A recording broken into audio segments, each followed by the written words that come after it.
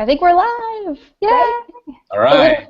Hi. Hi, everyone. Welcome to this Google Hangout on Air. We have two amazing YA authors, Kara Thomas, author of the popular Prep School Confidential series, and most recently, the dark psychological thriller, The Darkest Corners, and Victoria Aveyard, author of the fantastical New York Times bestselling series, The Red Queen. My name is John Clinton. I'm the Senior Director of Digital Video at Penguin Random House. Before we get started, I wanted to be sure you're all aware of how to submit questions and vote for your favorites. So there's two ways you could be watching this Hangout right now. Most of you are probably on Google+, and you'll know you're on Google+ if you're seeing what's called the Showcase panel on the right-hand side of your window that has links to learn more about the authors and their books. If you're watching on YouTube, you don't see that panel, but instead there's a little message in the bottom left-hand corner of this video. When you click on that, it'll send you over to watch on Google+, and I would suggest doing that so you can submit and vote on your favorite questions. So when you get to Google+, and for those already there, if you'd like to submit a question or vote for your favorite, you'll just need to toggle from that Showcase panel on your right-hand side to what's called the Q&A panel by clicking on that little keypad icon in the upper right-hand corner of this window. Looks just like the keypad on a phone, a square with 9 little dots. So you find that keypad, click on it, and you should see both the Showcase and Q&A icons. Click on that Q&A icon to show the Q&A panel, and you'll see how easy it is to submit your own question or upvote someone else's by clicking +1. So questions with the most +1s will float up to the top of that list. So once again, thanks for joining us today, and now I'm going to turn things over to Kara and Victoria. Thank you. Hi. Yeah, thanks for tuning in, guys. I'm Kara. Yeah, I'm Victoria. So we're just going to look at these questions and chat away and get way off topic really, really quickly. Yeah, I have a question for Victoria to start. What do you think is going to happen on Game of Thrones next week? Oh my God, I have, like, do we have a half hour to talk? Is that what this is about? Like, is something going to happen to Brienne? Do you think she's going to be okay?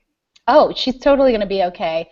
One of the reasons I know she's going to be okay is because in the description for episode 10 of this season, it says Brienne meets a friend turned foe. So we know she's around until season 10.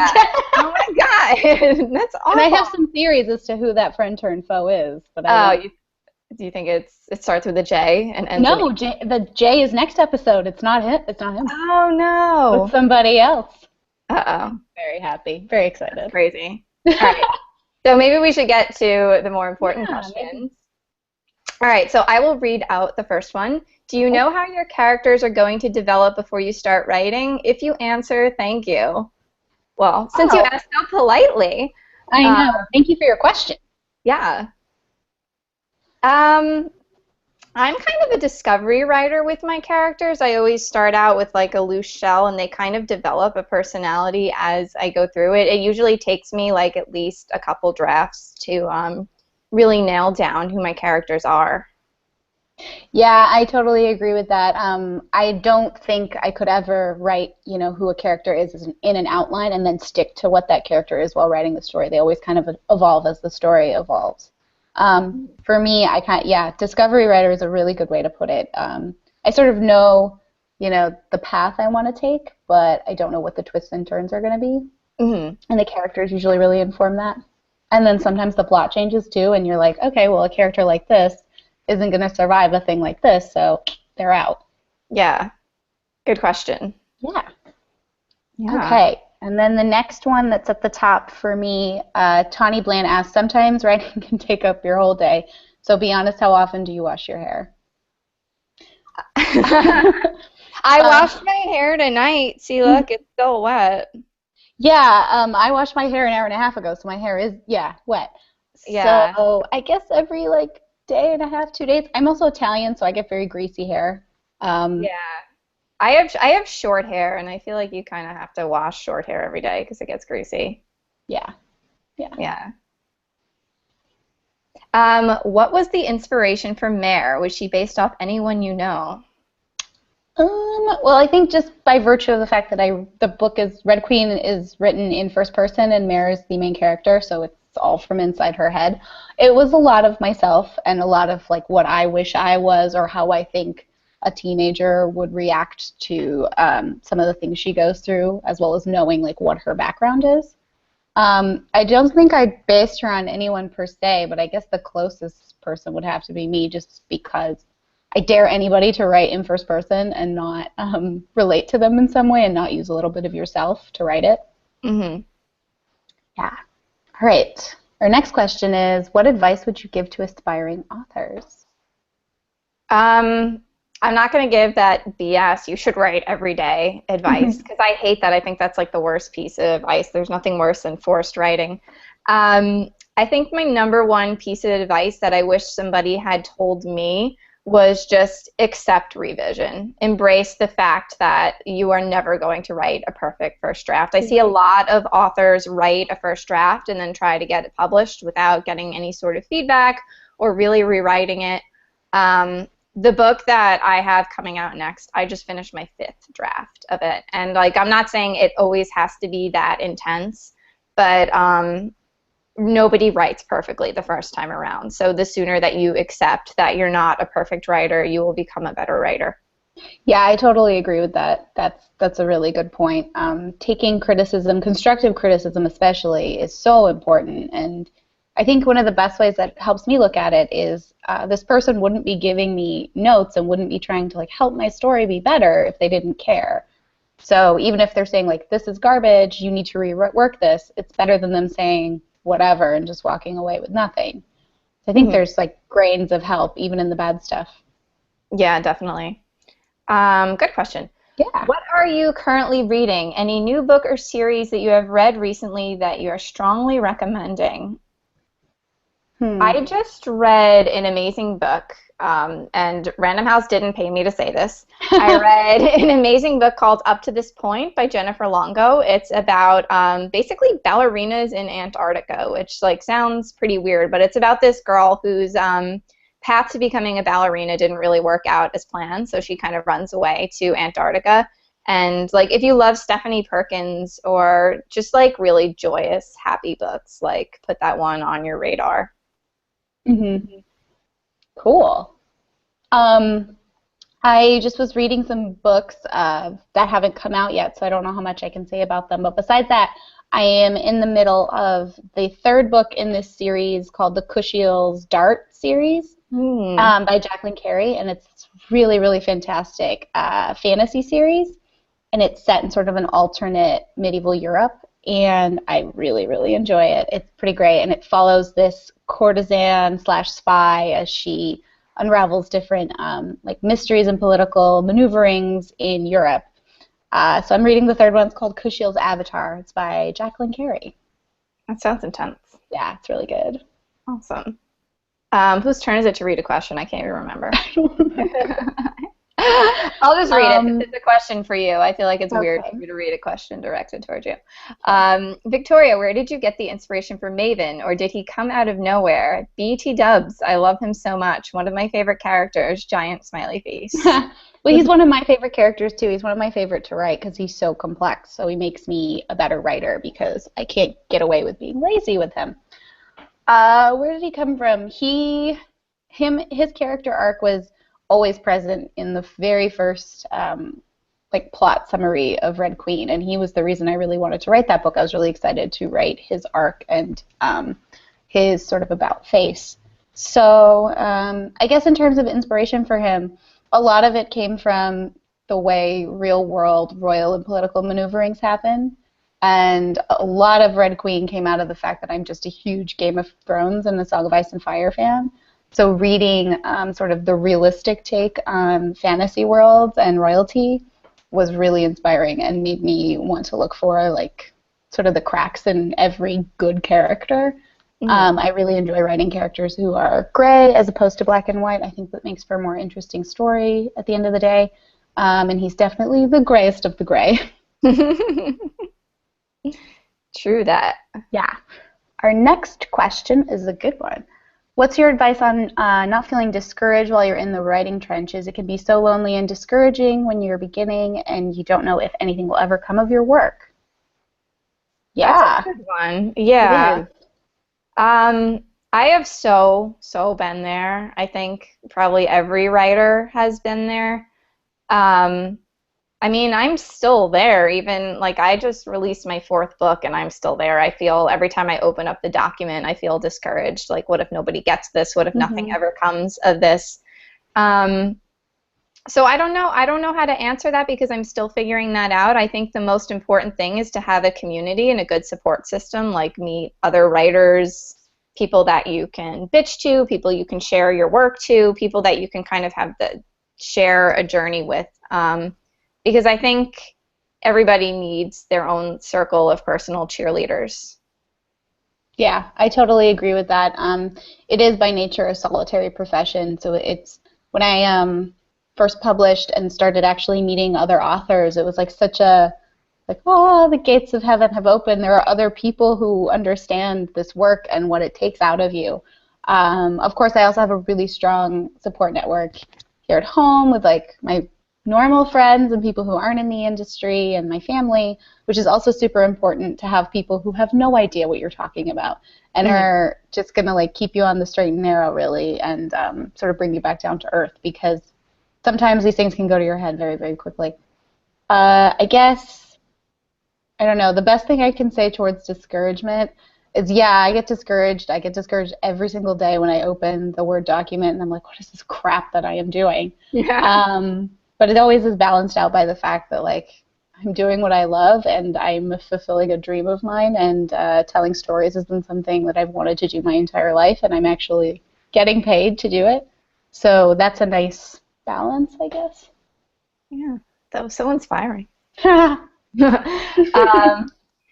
right, next question. Laura Davila asks, how did the inspiration for Red Queen come about?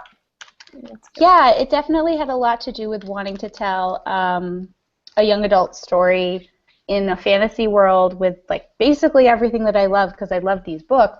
So I'm sort of a kitchen sink writer, so I threw in superpowers, I threw in royalty, I threw in betrayal, I threw in sort of like a house status situation, kind of like in Game of Thrones. I threw in a love triangle. Basically anything that I would want to read about, I put into my story. And the inspiration, I don't know where it came from, but I was at my job my senior year of college, and I was in the office just like typing something. And I remember I emailed myself this little snippet of a girl in an arena who's about to be executed.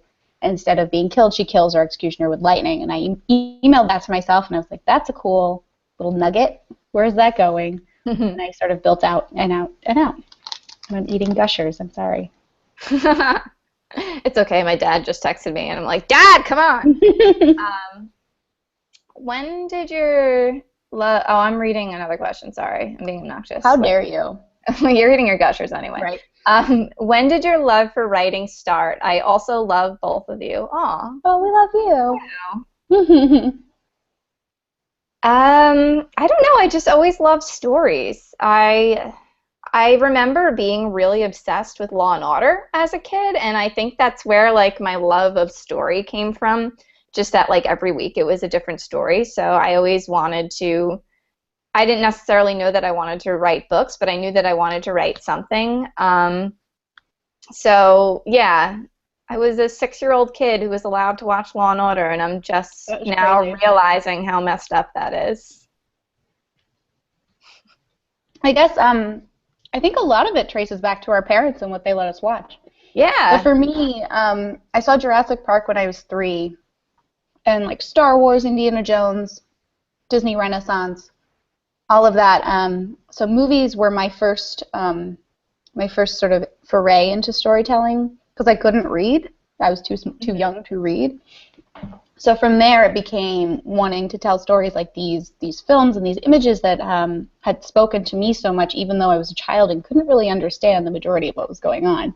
But for whatever reason, it totally chilled me out and enthralled me, and it turned into me playing in my backyard with my friends and sort of shanghaiing them into playing out these little storylines and games, and then it became like video games with big worlds and television shows and movies. And I remember I started drawing maps because my brother wouldn't let me play Legend of Zelda. He would always play instead of me. So I had to look at the maps for the game, and I started drawing my own maps, and then I started thinking about like my own stories to go with the maps, and that's how I first started like physically writing myself, my own stories. and it's stuck forever. It's always something I've loved, and it's just continued being something I'm allowed to do. That's cool. I love the next question, FYI. It's amazing. Aisha asks, where are both of you right now? Vanessa, is that 50 Cent written behind you? Yes. I am in the living room of my house in Los Angeles, California. And we have a blackboard wall in our house. So behind me, right here, is Sauron and the Tower of Barad-dûr, and you can see his Santa hat hasn't been entirely erased. He was very seasonal. And then on the other side, we have a rap family tree of starting with Ice Cube, Eazy-E, and Dre, and everything coming from NWA. One of my roommates is a big fan of the film Straight Outta Compton and gangster rap. So yeah, we have everything that flows. Victoria and I talked about this when we first signed up. It's accurate. Like, she did a lot of research to get this down. I want a chalkboard. It's great too. Now. We love all this music, so yeah. We painted a wall with blackboard paint. So we have a list of enemies, mostly fictional, and then we have a section called You're Dumb, where we write down all the dumb things everyone says in our house. It's a nice little walk down memory lane. This makes me want a roommate and not a boring husband. I'm in my office. I've got my bookshelf behind me. I've got Jon Snow with me. If you want to see what a writer's desk looks like in the throes of revision, it's that hot mess over there with the crazy cat lady cup. So yeah, I'm in my office. It's pretty boring in here. I think I'm going to need a chalkboard like Victoria has. I'm so jealous. I don't have an office, which is why I'm in my living room at a kitchen table. Oh, but yeah, I share mine, which sucks because my husband likes to sing a lot. Like, he makes songs with, like, his name in the word, like, in the lyrics. So, like. And you married him? Yeah. So when he gets hungry, his favorite song, he sings along to Pearl Jam's Jeremy. He's like, Kevin is hungry, hungry. I can't believe I just sang that for you guys. All right. Next question. Now that it's all happening right here at the Google Hangout. I always find a way to sing somehow. Yeah. Next question. When writing a series, how much do you know about each book before starting the first one? Ooh, that's, I wrote a series. The Darkest Corners is a standalone, but I wrote a series called the Prep School Confidential series, and I knew exactly where I wanted the second book to go. Like, I was so excited about the second book in the series that I just, like, felt like I was writing the first book with that as the end goal. But I didn't know where the third book would go at all, or if there would be a third book. So when it was time to write the third book, I was kind of screwed because I had to tie up all these loose ends. So I'm really interested to hear Victoria's perspective, because Red Queen started out as 3 books, and now there's going to be a 4th. Yeah. How do you do that? Okay, so when I wrote Red Queen, all I knew was that it was a story that could not be told in one book. I didn't know where the ending was. I knew where the ending of that particular piece of the story was. And I knew what through lines I wanted to keep picking at and what things I wanted to plant. Of course, now in hindsight, I really wish that I had planted more things so I could look like more of a genius. I have no idea how J.K. Rowling did what she did. Yeah, she might actually be a wizard. I think it actually happened to her, and she just recorded the 1992 to 1998 or however many years Harry Potter stretched. Yeah, but I didn't know where the ending of the series was until I was writing the second book. And then I figured out, okay, it's going to end here, and this is what's going to happen to everybody, and this is the emotional journey of the story. And then when I was outlining the third book, I realized, like, I'm not getting to that place in one more book, so I need a 4th, and that's how we ended up with 4 instead of the original 3. Very nice. Yeah. Very nice. Very nice. Good question here for you. It's, hi, Kara. What inspired you to write The Darkest Corners? How challenging was it to create Tess's character? So this is kind of a weird story how I was inspired to write The Darkest Corners. I had this, like, recurring anxiety dream that I was in jail for something I didn't do. Yeah, that's like a big WTF. But so I always kind of wanted to write a story about somebody that was wrongfully convicted. I'm kind of obsessed with those cases, and I never thought I had the chops to write it. And then I watched season 1 of True Detective, and the dynamic between the two leads in that show, I loved that first season, and I thought this would be so much more interesting if it was 2 teenage girls who had like this secret, this really like effed up secret, like something they did that like they feel like they can't come back from, but it has all these other implications in a larger mystery. Mm-hmm. So it was kind of like a hybrid that way, and Tessa's character just came to me because I knew I wanted it to be a YA novel. I didn't feel like it was different enough to be an adult crime novel, even though like someday I would love to write an adult crime novel. The idea, Tessa just came to me, this girl who had been away from her hometown for so long, who decided to, well, she didn't decide, she has to go home, and she sets this chain of events in motion. So to answer that part of the question, Tessa just came to me. She's the easiest character I've ever had to write. Yeah, I find that sometimes main characters are easier just because you're so close to them. Yeah. Yeah, and then in other times, sometimes your main character is the most boring person on the page and everybody else is cooler than them, but I think that also leads into, like, you spend so much time with the main character. Yeah. But obviously that person who we've met twice and, like, has a weird eye, oh, they're cool. Yeah, and then that's, like, everybody's favorite character. Yeah. Like, my father-in-law is, like, he actually, like, asked a question here, like, where's Peepers? Peepers is, like, the most minor character in the Grad School Confidential books. Like, he literally has 2 lines, but, like, my father-in-law, like, latched onto him. He's like, he's my favorite character. Happens. Yeah, it happens all the time. My dad is really latched onto Julian in Red Queen. Mm-hmm. Yeah, it's always so random. You never know. Who knows? Who knows how these things happen? Yeah. Next question. When writing your next novel, do you have music or a TV show playing in the background, or is it complete silence? If there is noise, what do you listen to? Oh, I think that's just a lot. People are fascinated by this. Yeah, I have pretty extensive Spotify playlists for different things. So sometimes I'll have them for a character, or sometimes I'll have them for a particular book. For Red Queen 3, I have several Red Queen 3 playlists. One of them is all soundtracks. So if I'm in a really intense scene where I can't hear words, I'll put that one on. And if I'm more just drafting or editing, I have actual music and stuff that relates to the story. And then because the third book has multiple point of views, so I'm having some playlists with different characters. So I can get them a little bit easier. But yeah, music really helps me. And then there's times where I can't listen to anything at all, and I have to, short of putting like a towel over my head and writing in darkness. No, I've totally been there. Yeah, I'm a complete silence writer.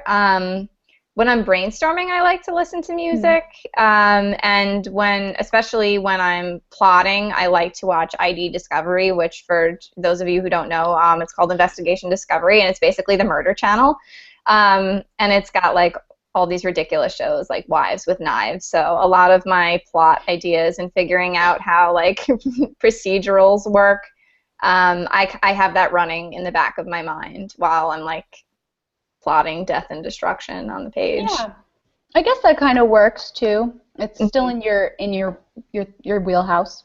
Yeah. Yeah. I sometimes make playlists to procrastinate. Yeah, I usually make playlists like after the book is done. Like I don't listen to stuff while I'm writing. Like it's sort of a way. Like I think playlists are really helpful with revision. When you're trying to think about a character's arc, and it's like, oh, this song reminds me of this character, and it's like, why does it remind me? And it can kind of unlock stuff in your characters, and I think that's cool. Yeah, there are definitely entire scenes, usually set pieces or like fight scenes, that I will choreograph in my head to music, and it gives me that extra push of like imagining how this goes down, and then I can write it a lot better as opposed to just trying to write it flat out. So I just wrote a really big set piece. And the entire time, it was like 10,000 words long, and the entire thing I wrote was to the Wonder Woman theme from the Batman and Superman movie, because the Wonder Woman theme kicks ass. So I had that on repeat, and I was like, because it's very high adrenaline. That is awesome. Okay, next question. What's something you are really good at that few people know about?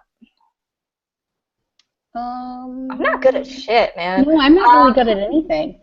I'm good at Mario Kart. Yeah, I'm good at Mario Kart. Mario Kart. I know, I'm such a Long Islander. Mario Kart. I have like an encyclopedic knowledge of the Real Housewives television shows. So that's cool. And I guess I'm good at tweeting. Can you teach me how to be good at tweeting? I suck at tweeting. It's so invasive to my life. Oh my god. I'm good at debating Game of Thrones theories too. I'm very good at that. Yeah, I know. We should chat. Yeah. We'll make this hangout a weekly thing, and none of you are invited. Or we'll make this a weekly thing, like Game of Thrones. Oh my god, my dad just emailed me. What does my dad want? He's so needy tonight. What a needy person, your father. Seriously. It's not Father's Day next weekend or anything. Yeah.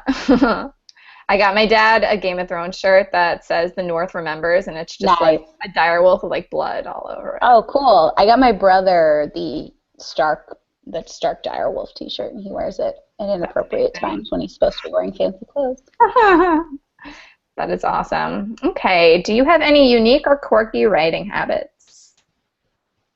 Sometimes I'll be typing, and I will have to stare away and type looking somewhere else, and if I'm in a coffee shop, without fail, I will stare at another person, and they'll realize that I'm just like glazed eyes staring at them with my fingers flying, and it's very weird. That is very weird. I'm obsessed with Airheads, the candy, and like when I'll buy a box from Costco that has like 90 in them, and it'll last me 2 weeks. It's disgusting, but it's mostly while I'm revising. I feel you. I feel you so much. Oh, I'm so jealous right now. This is the last one in the box. I Amazon pantry the box. And it was all blue. What kind of ripoff? Oh, yeah, I don't like blue because it turns your mouth colors. Oh, I don't care about that. It's the taste, man. Oh. It's like what Starburst is that everybody hates? The orange pink one? Starburst? Oh, the pink Starburst? Starbucks. Yes. Starburst. Yeah. My brain's fried. Yeah. Can you tell we're on deadlines? Did we even answer the question? What was the question? Where am I? Quirky things. You talked about housing Airheads. Okay. That's quirky. All right, we're good. Where am I? Okay. New question. I think this is our last question, too. We've been here a half hour. Yeah, I think we have time for like 1 or 2 more questions. Yeah. If you were deserted on an island, which 3 people would you want to have with you? And why? Criteria. 1 fictional character from your book, 1 fictional character from any other book, 1 famous person that is not a family member or a friend. Well, I have no famous family members or friends, so that's fine. Fictional character from my book who I would have on an island. I would have Shade because he can teleport, so I can get off the damn island. Fictional character from another book.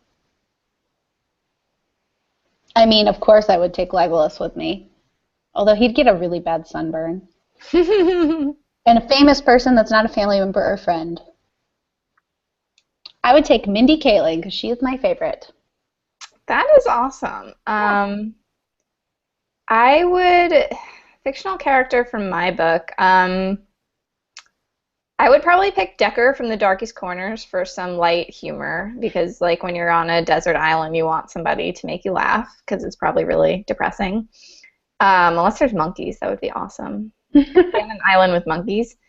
Monkeys will kill you. Yeah, so speaking of monkeys, a fictional character from any other book, probably Katniss Everdeen, so she can kill those damn monkeys and keep me safe. Or Tarzan, so he can befriend the monkeys. Oh, yeah. Well, if it's the Alexander Skarsgård Tarzan, I am so down with that. Yeah, yeah. Okay, so our second character we're all bringing are like hot blonde men. Yes, and I'm going to choose a hot brunette man for a famous person that is not a family member or friend. I'm going to pick Kit Harington, a.k.a. Jon Snow. I mean, somebody's going to need to populate that island for, like, procreation. You're going to have a very short population of that island. Great hair, though. Yes. Okay. I think answer one more. One more, yeah. Yeah. What is your favorite fantasy novel and or mystery thriller of all time? Sharp Objects by Gillian Flynn. Gillian Flynn, sorry. I pronounced her name wrong for like a good 2 years. Mm. My favorite fantasy novel is The Lord of the Rings by J.R.R. Tolkien because I am basic. Yeah, no, that would be my favorite fantasy novel too. I don't read a ton of fantasy, but that's my favorite. Yeah. And I don't read a ton of mystery thriller, but Gone Girl would be my favorite mystery thriller. I read that on a flight to Scotland, and I got there, and I was like 8 hours jet lagged, wanted to die, and I couldn't go to sleep, and I had to keep reading. I was like in a corner in my hotel room with my Kindle up to my eyeball. And that is like not a book to read at night either. No. I remember I was on the plane when the twist part happened, and I was like, I can't scream. Did you like grab the person next to you? I was just like, everyone else read this. Who can I talk to? I need someone. That's so funny. Yeah. Well, thank you guys for tuning in. If we didn't get to your question, feel free to bug me on Twitter. I'm trying to be better on Twitter. Yeah. We'll both bug you. Awesome. Well, thank you. And thank you, Random House. Thank you, Random House. Yay. Yay, thanks for having me, guys. Yay, thank you. Yay. Okay. Bye. I'll hang up.